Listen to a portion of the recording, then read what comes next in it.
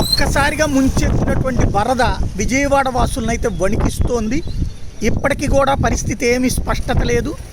ఎక్కడికక్కడ తమ వాళ్ళని తీసుకురావడం కోసం అని చెప్పి వచ్చిన వాళ్ళు ఇలాగ నిలబడిపోయారు. ఎందుకంటే ఎక్కడికి వెళ్ళాలి, ఇదిగో వరద ఈ లోపల ఆ చివరిలో ఉన్న అపార్ట్మెంట్లలో అవతల ఉన్నటువంటి కాలనీల్లో ఇళ్లలో జనం ఉన్నారు. కరెంటు లేదు, గొల్లుమంటున్నారు. ఫోన్లు కూడా ఇప్పుడు క్రమంగా సిగ్నల్స్ ఆగిపోయినాయి, ఇబ్బంది పడిపోతున్నారు.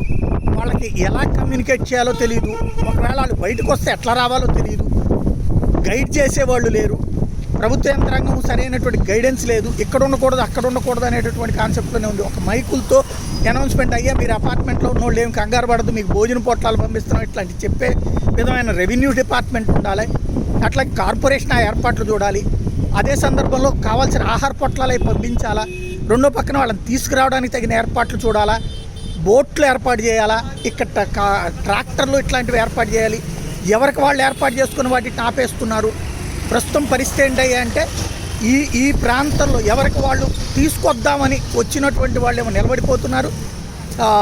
అదే సందర్భంలో ఎట్లా బయటికి రావాలో తెలియనటువంటి పరిస్థితి క్రమంగా పెరిగిపోయి అనూహ్యంగా ఈ వాతావరణం అంతా ఇట్లాగా నీళ్లలో నిండిపోయినటువంటి పరిస్థితులు. ఇదంతా పొలాలతో పడిపోయి ఎన్ని వెంచర్లు ఇళ్ళు అవన్నీ కూడా ఇవి మనం రోడ్డు మీద నుంచి చేస్తున్నాం. ఆ లోపల కొన్ని లక్షల ఇళ్ళు ఉన్నాయి.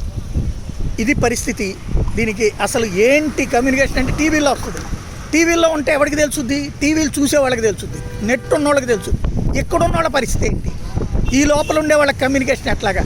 మైకుల ద్వారా రావాలి, లేదా పెద్ద అనౌన్స్మెంట్లు ఉండాలి, లోపలికి వెళ్ళేటటువంటి వాళ్ళదై ఉండాలి. అలాంటి ఒక ప్లానింగ్ లేకపోవడమే ఇక్కడ అతిపెద్ద వైఫల్యం.